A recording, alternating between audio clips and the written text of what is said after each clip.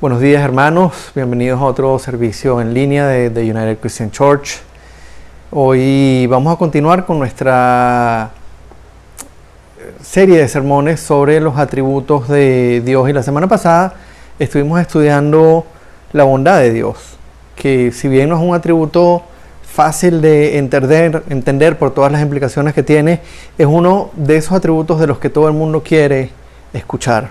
Hoy vamos a estudiar un atributo de alguna manera opuesto a la bondad de Dios, pero complementario.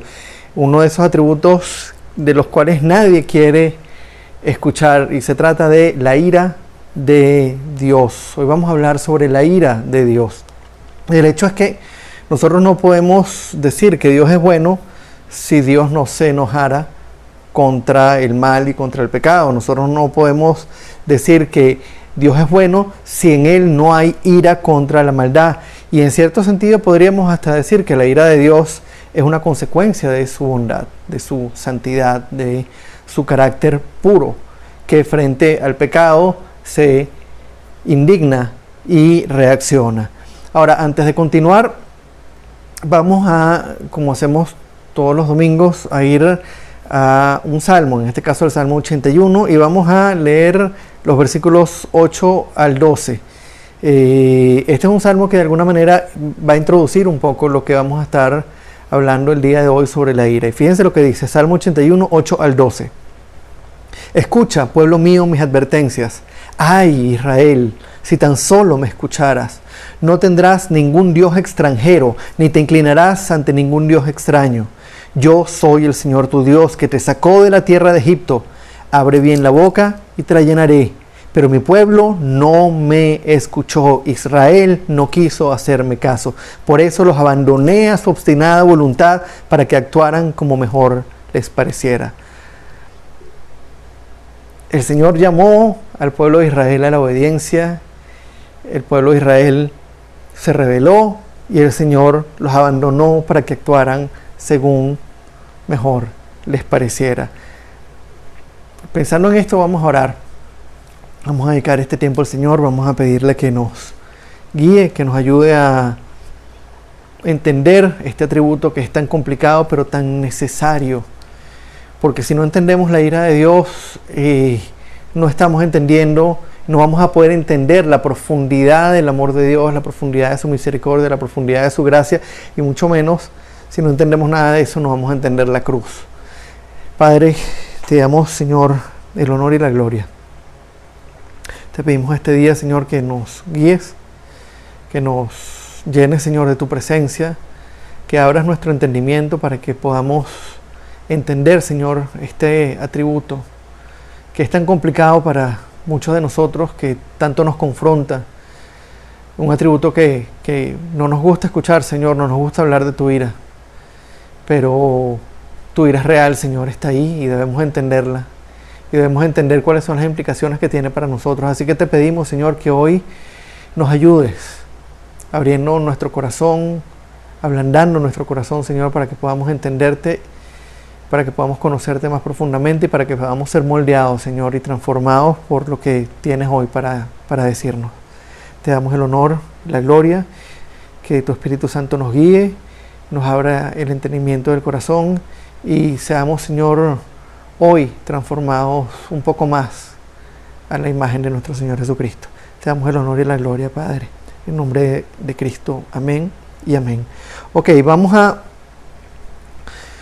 comenzar con el sermón, y como hemos hecho durante toda esta serie, vamos a dividir este tiempo en tres partes. Por un lado vamos a hablar del significado de la ira de Dios. En segundo lugar vamos a hablar de cuáles son las consecuencias de la ira de Dios para toda la humanidad, y en tercer lugar de las implicaciones de ese atributo de la ira para la iglesia específicamente. Y vamos a comenzar con el significado.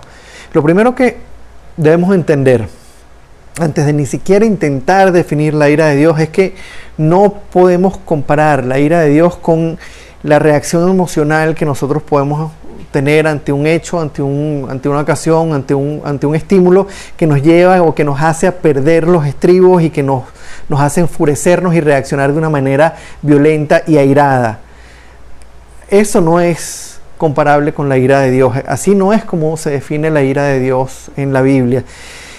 Cuando vamos a la Biblia y empezamos a leer sobre el carácter de Dios y sobre su ira, lo que vemos es que hay una indignación decidida, premeditada y controlada contra el pecado. La ira de Dios no es algo casual. La ira de Dios es decidida, premeditada y controlada por Dios frente al pecado. Y para entenderla necesitamos observar o entender la conducta del hombre, cuán perversa y cuán desviada es la conducta de la humanidad, cuánta maldad hay en el corazón del hombre, y comparar eso con la santidad y la bondad de Dios. Cuando comparamos el corazón del hombre y la maldad que habita en nuestro corazón con la santidad y la bondad de Dios, ese contraste es tremendo, y es de ahí de donde nace la ira. Un Dios bueno, un Dios santo no puede quedarse inmutable, quieto delante del mal, delante de la injusticia o delante de cualquier otra manifestación pecaminosa de nuestro corazón. Delante del pecado, un Dios santo no puede permanecer impasible. Solo déjenme preguntarles, para ponernos más o menos en el contexto, ¿qué sienten ustedes cuando escuchan que un hombre adulto violó a un niño pequeño? Cuando se escucha una noticia en la que un hombre violó a uno o a varios niños, ¿qué sienten? ¿Qué sentirían ustedes si fuese un hijo suyo? ¿Qué sentirían ustedes si alguien toca o le hace daño a un hijo, a una hija o a su cónyuge? Nosotros podemos sentir ira porque Dios nos permite sentir ira. Nosotros sentimos ira frente a la maldad, frente a la injusticia. En el caso de Dios, esta ira es decidida, premeditada y controlada porque Él sabe de antemano lo que hay en el corazón del hombre. Porque Él sabe de antemano, Él conoce de antemano el mal que va a hacer el hombre. Hermanos, siendo bueno, siendo justo, siendo santo, Dios debe derramar su ira sobre todo aquello que no es santo. No hay opción.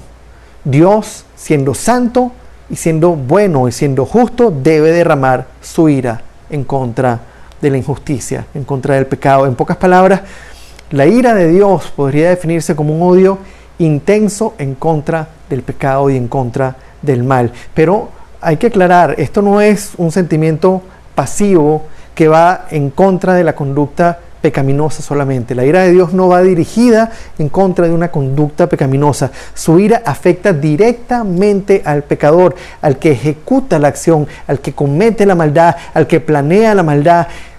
No hay maldad sin alguien que la ejecute. La ira de Dios no va solamente en contra de la conducta, sino en contra de quien la ejecuta.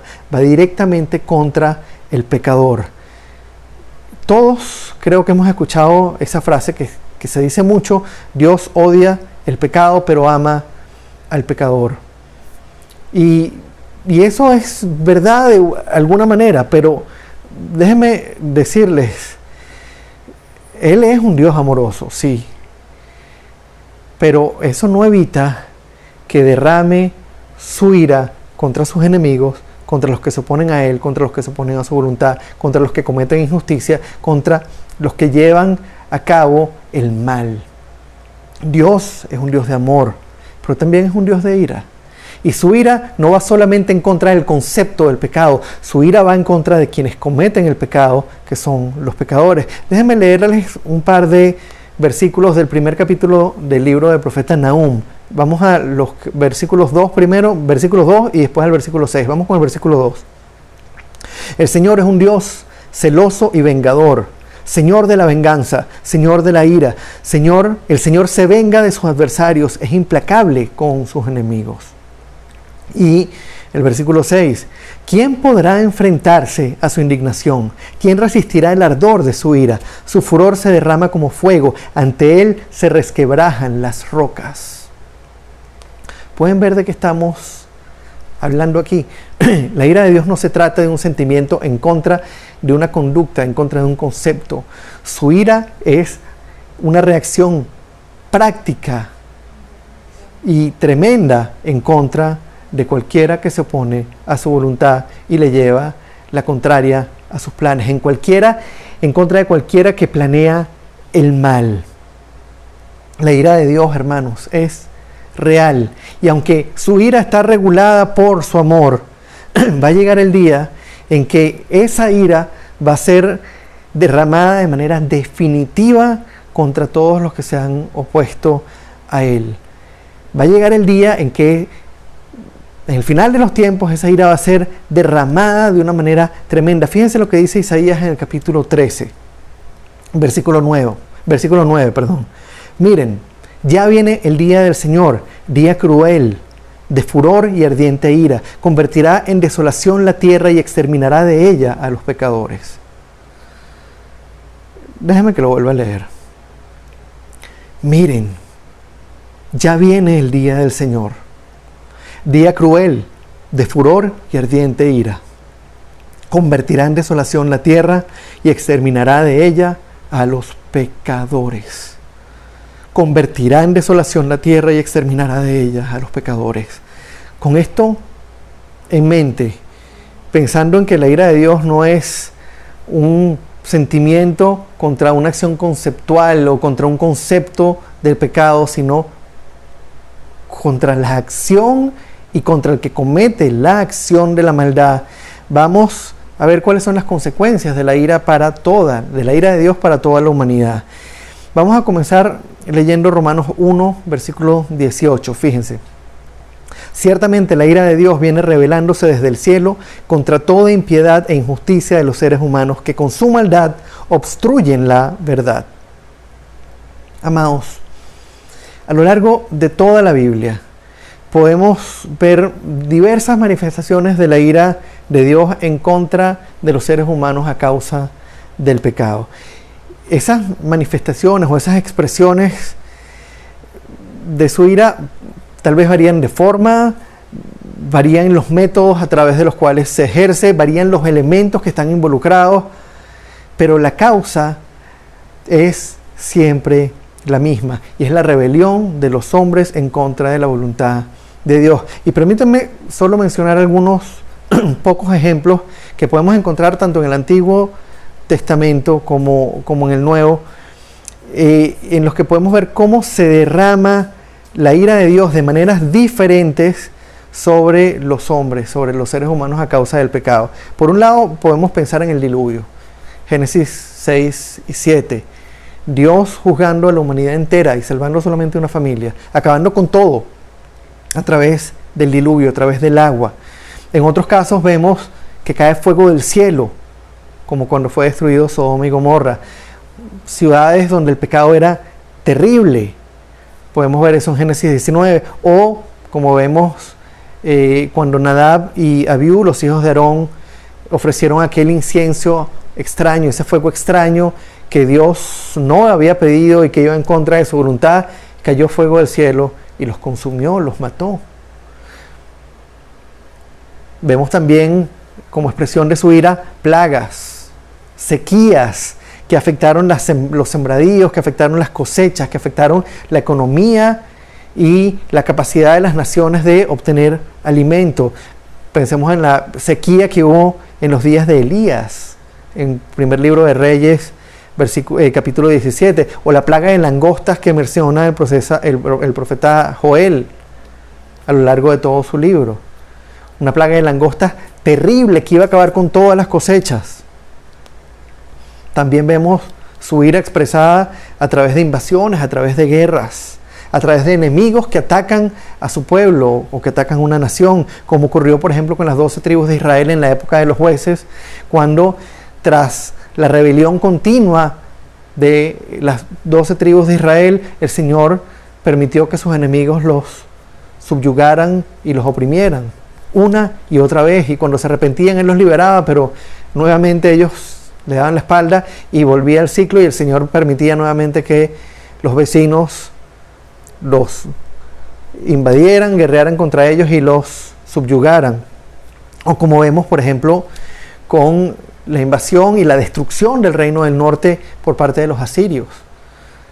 Cuando no dejaron nada, no es que se llevaron a gente cautiva, mataron a todo el mundo, se llevaron a los pocos sobrevivientes y los diseminaron entre otras colonias del imperio y trajeron personas de esas otras colonias a vivir ahí, se mezclaron y nació con el tiempo una población nueva, que es lo que en el Nuevo Testamento vemos como los samaritanos. Pero el reino del norte, las 10 tribus del reino del norte dejaron de existir. El reino del sur, no dejaron de existir las tribus, pero Dios levantó a Babilonia y se llevó exiliado al pueblo, y hubo una mortandad tremenda, y la ciudad fue destruida, y el templo fue destruido, y por 70 años estuvieron exiliados. Vemos también su ira expresada a través del abandono de Dios, de la protección de Dios sobre el corazón del hombre, dejándolo llevar a cabo sus deseos y dejándolo caminar de acuerdo a sus deseos pecaminosos, como leímos en el Salmo al principio. Lo que lleva al hombre y lo que ha llevado al hombre a unos niveles de inmoralidad extremos, a una depravación extrema, a una idolatría absoluta, como incluso el mismo libro de Romanos menciona en el capítulo 1, versículo 24, cuando dice que Dios los entregó a los malos deseos de sus corazones, y lo hizo debido a la continua rebelión. Hermanos, algunas pocas expresiones de la ira de Dios, no podemos ahondar mucho porque pasaríamos horas en esto. Pero no importa lo que nosotros pensemos sobre el carácter de Dios, sobre su persona. No importa si nosotros pensamos que Dios es puro amor y que Él no castiga, o que Él no derrama su ira sobre el pecado. No importa lo que nosotros pensemos sobre Él. La realidad es que su ira está ahí. Su ira es tan real como su amor. Y su ira va a ser derramada de forma definitiva sobre cada pecador en el día del juicio final. Y como hemos visto todas estas diferentes manifestaciones de su ira, de esa santa ira de Dios, esas manifestaciones que nosotros mismos podemos como humanos experimentar diariamente, son solo las consecuencias naturales de nuestra conducta pecaminosa, de nuestra desobediencia. Y en este punto, las preguntas que la mayoría de la gente podría hacerse o debería hacerse es: ¿qué podemos hacer nosotros entonces para evitar la ira de Dios? ¿Cómo podemos salvarnos de la ira de Dios? ¿Qué pasa si seguimos sus mandamientos? ¿Qué pasa si nos convertimos en buenas personas? ¿Seguirá Dios derramando su ira sobre nosotros? Permítanme responder estas par de preguntas citando un par de versículos, de uno del Evangelio de Lucas y otro de la carta de los Romanos. Vamos primero con Lucas capítulo 18, versículo 19. Es el pasaje en el que Jesús se encuentra con este joven rico, y el joven rico se acerca y le pregunta: maestro bueno, pensando que estaba hablando con un rabí, con un hombre común que tenía una buena conducta y que era bueno. ¿Por qué me llamas bueno?, respondió Jesús. Nadie es bueno sino Dios. Y fíjense lo que dice Romanos 3, versículos 10 al 12.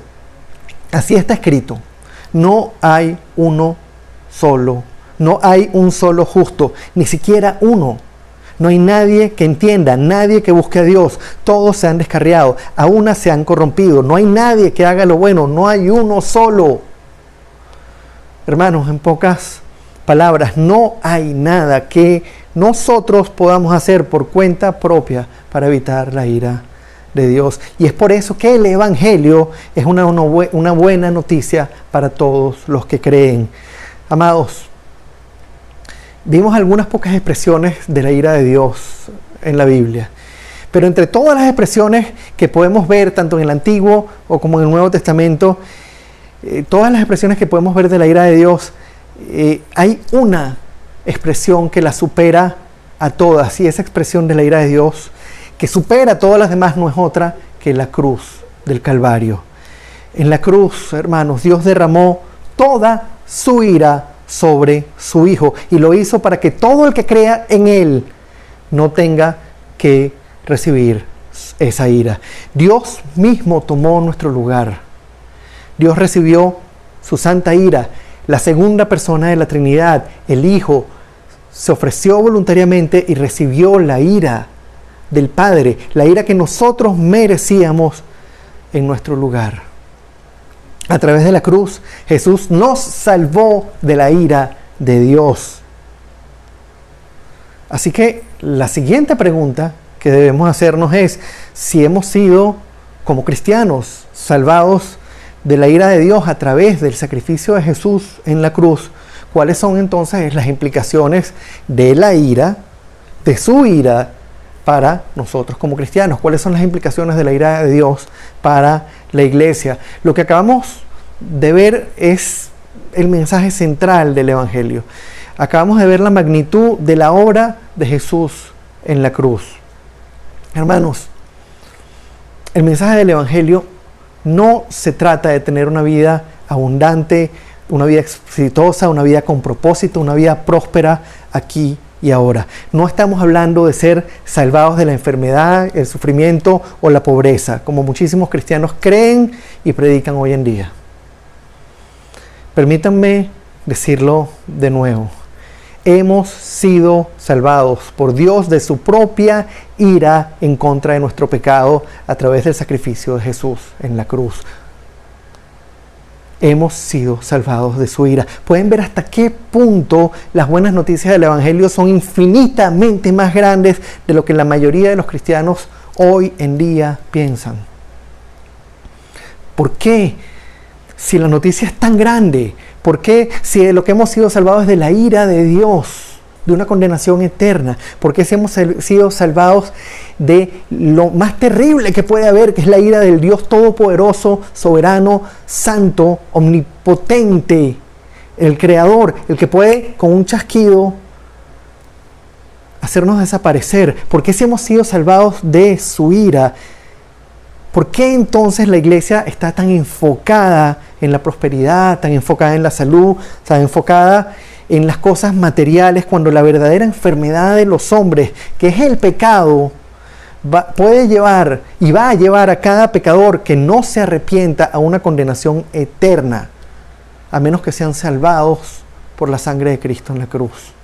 ¿Por qué si hemos sido salvados de la ira? ¿Por qué si la buena noticia es tan grande, la iglesia sigue tan enfocada en las cosas de esta vida, si nuestra verdadera vida está escondida con Cristo en la presencia del Padre?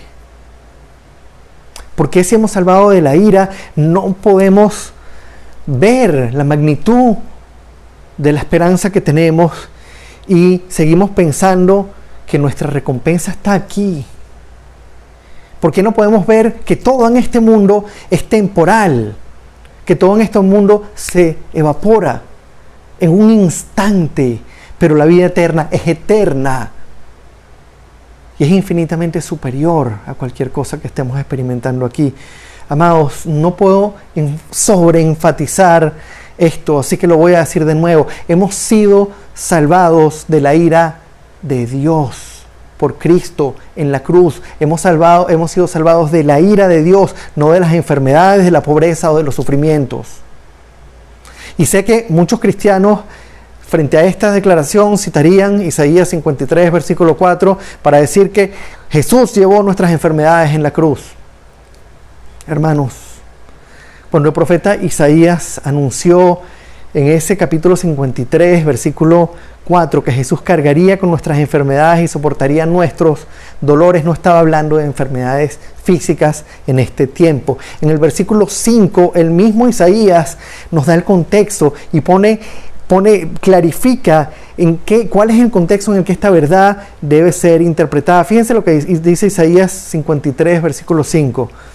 Él fue traspasado por nuestras rebeliones y molido por nuestras iniquidades. Sobre él recayó el castigo, precio de nuestra paz.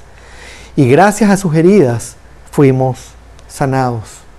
Hermanos, Jesús fue traspasado por nuestras transgresiones, aplastado por nuestras iniquidades, fue castigado en nuestro lugar. Su sacrificio nos trajo la paz con Dios. Y sí, en la eternidad, esto significará un nuevo cuerpo, un cuerpo glorificado, sin dolor, sin enfermedad, sin muerte, una eternidad en la presencia misma de Dios. ¿Pueden ver la diferencia entre lo que verdaderamente el Evangelio nos ofrece y lo que nosotros creemos que ofrece? Lo que la iglesia hoy en día predica sobre el Evangelio.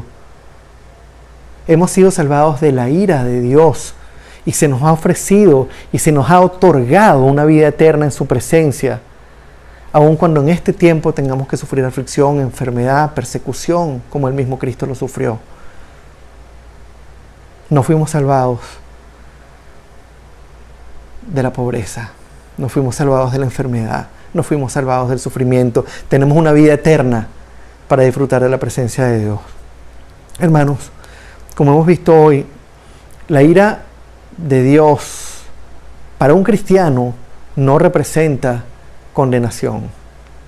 Para un cristiano que ha sido comprado a precio de sangre, para un cristiano que ha sido redimido por el sacrificio de Cristo, que ha sido adoptado como parte de la familia de Dios, la ira de Dios no representa condenación. Pero esto no significa que nosotros, como discípulos de Jesús, no experimentemos la ira de Dios en nuestra vida diaria.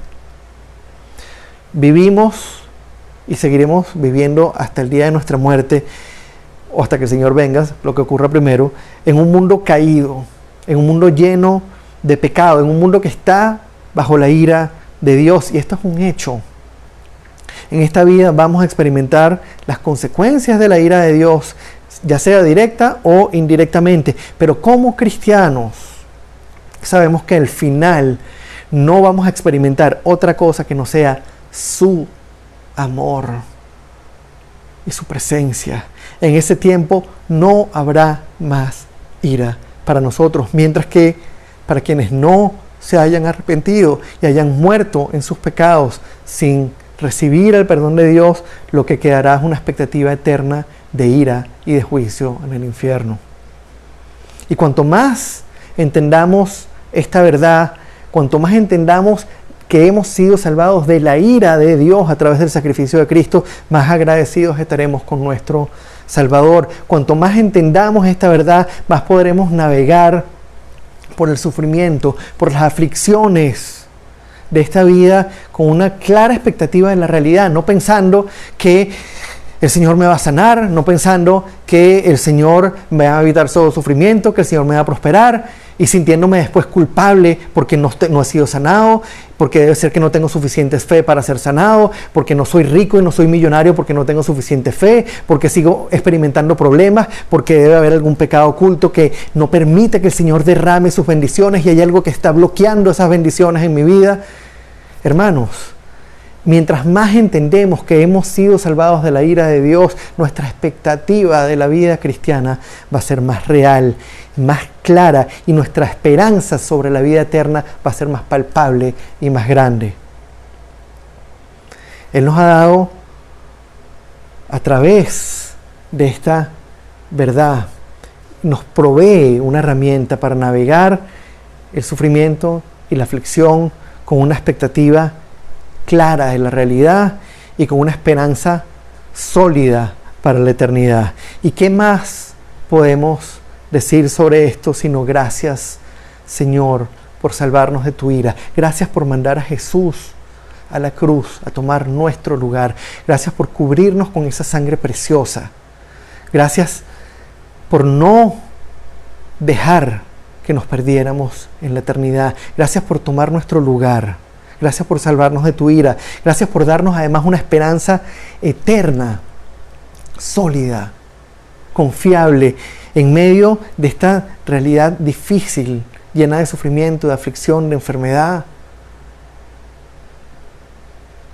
Gracias por brindarnos un ancla segura, por brindarnos una expectativa y una esperanza eterna, clara, frente al sufrimiento. Gracias, Señor, por amarnos tanto. Gracias por haber hecho lo que nosotros no podíamos hacer.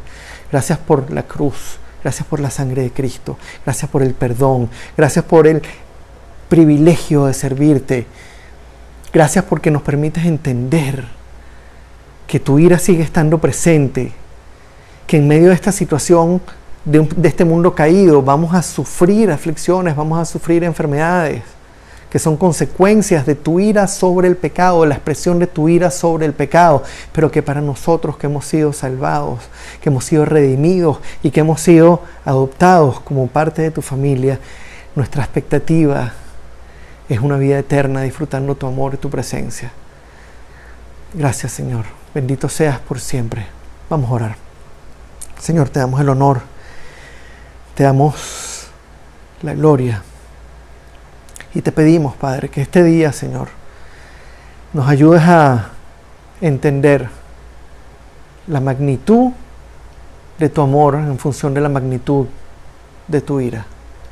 Nos ayudes a entender la realidad de tu ira en función de tu santidad y de tu bondad. Nos ayudas a entender y a ver el contraste que hay entre nuestra conducta, entre nuestro corazón, entre nuestra naturaleza caída y tu santidad. Para que podamos, Señor, entender hasta qué punto no merecíamos la salvación, hasta qué punto no merecíamos estar en tu presencia. Para que entendamos realmente que, Señor, tu ira debía consumirnos y que no nos consumió porque Cristo se interpuso en la cruz, tomando nuestro lugar y dándonos el perdón, comprándonos a precio de sangre y dándonos vida eterna e imputándonos una justicia que no es nuestra, que no nos correspondía, y asumiendo para sí nuestro pecado, Señor.